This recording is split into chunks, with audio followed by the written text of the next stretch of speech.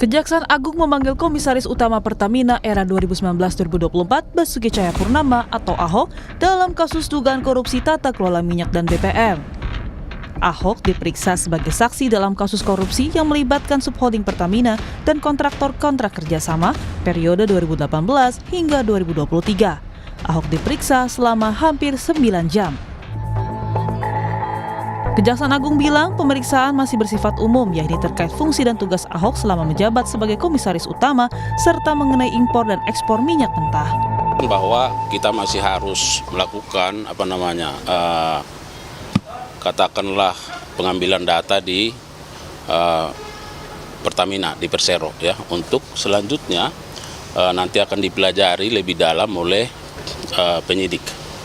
Nah, kemudian bahwa penyidik pada waktunya nanti juga akan tentu melakukan pemeriksaan lanjutan terhadap yang bersangkutan ketika dokumen-dokumen seperti yang dijelaskan oleh saksi kepada penyidik, misalnya terkait dengan notulen-notulen rapat ya, yang dilakukan oleh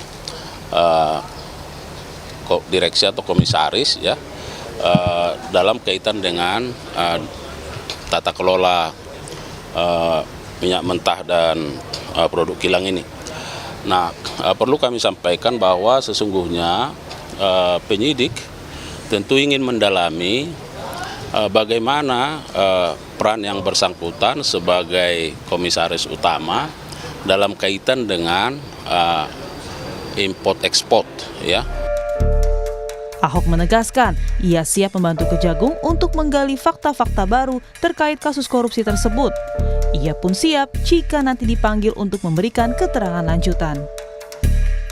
Ibaratnya saya tahu cuma sekaki, dia tahu udah sekepala. Saya juga kaget-kaget juga dikasih tahu penelitian ini ada fraud apa, ada penyimpangan, transfer seperti apa, dia jelasin. Saya juga kaget-kaget.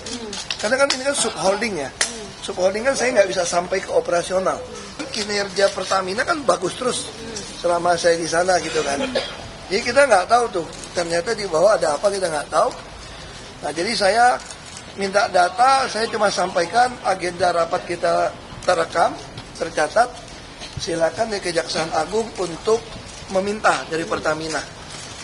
Nah, saya sendiri sampaikan bahwa ini ya sebatas itu kita tahu. Sebelumnya, Kejaksaan Agung telah menetapkan 9 tersangka atas kasus tersebut. 6 diantaranya merupakan petinggi dari anak usaha atau subholding Pertamina. Kejaksaan Agung menaksir dugaan negara pada kasus ini mencapai Rp193,7 triliun. Tim Liputan, Kompas TV.